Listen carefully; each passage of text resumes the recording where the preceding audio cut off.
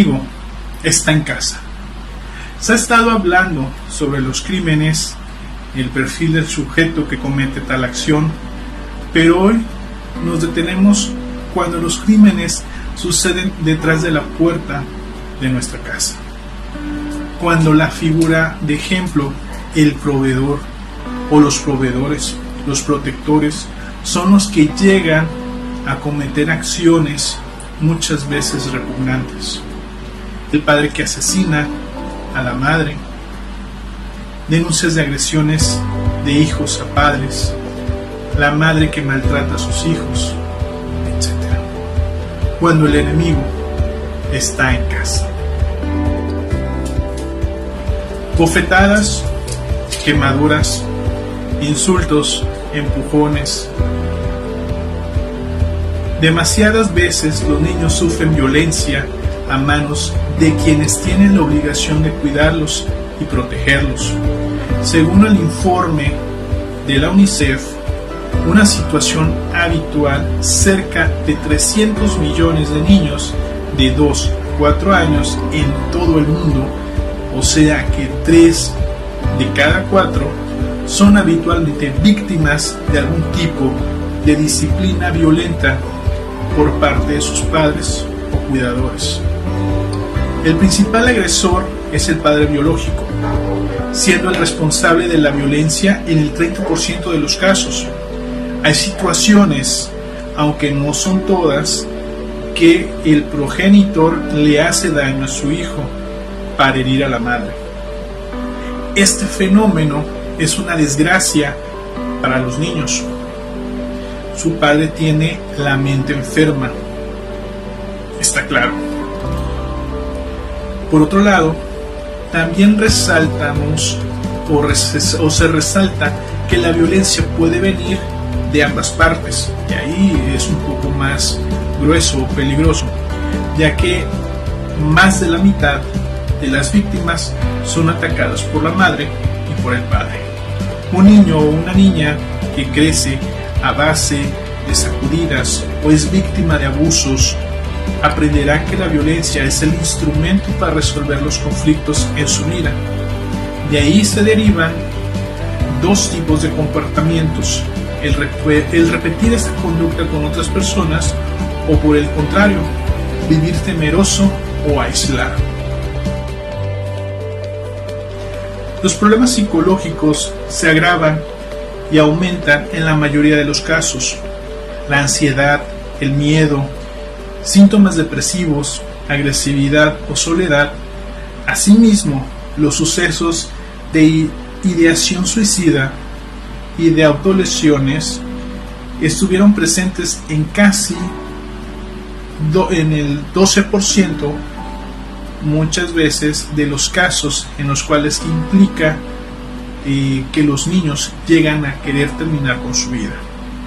Unos 300 millones de menores entre 2 y 4 años en el mundo sufre este tipo de castigos, y de ahí se desprende ese 12% los cuales tienen esa tendencia.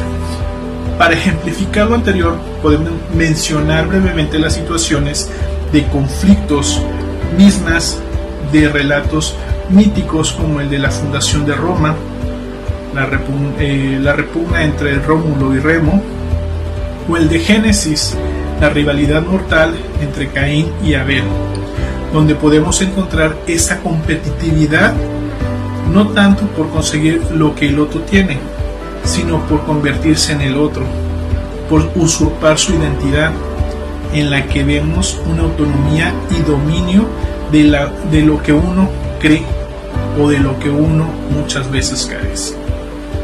En este proceso de apropiación que entra en juego este deseo de someter, de dominar o incluso de destruir, acciones que son reproducidas en todos los ámbitos sociales.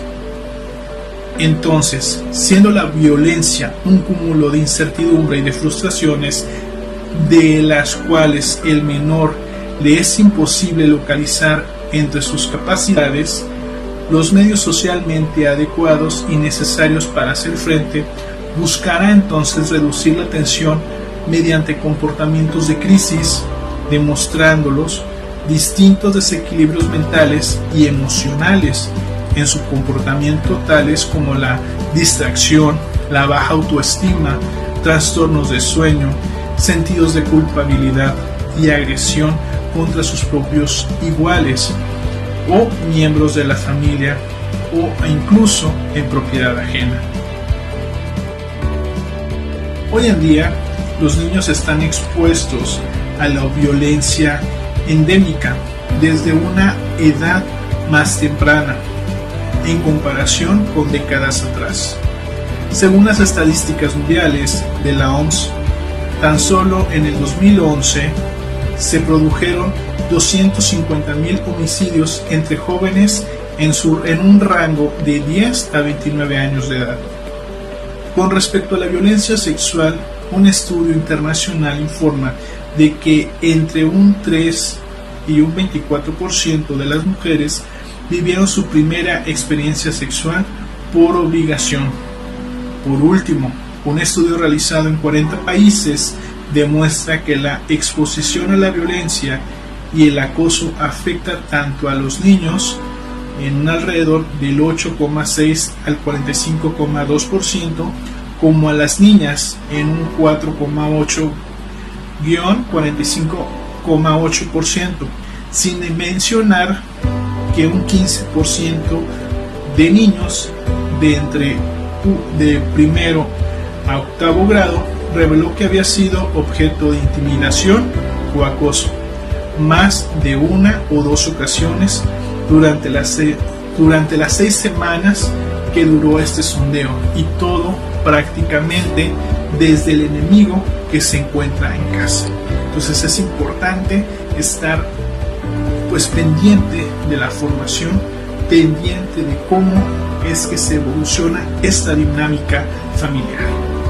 El siguiente tema es la predicción de conductas criminales a temprana edad, y con eso vamos a terminar esta serie de bloques que eran titulado La vida íntima de un criminal.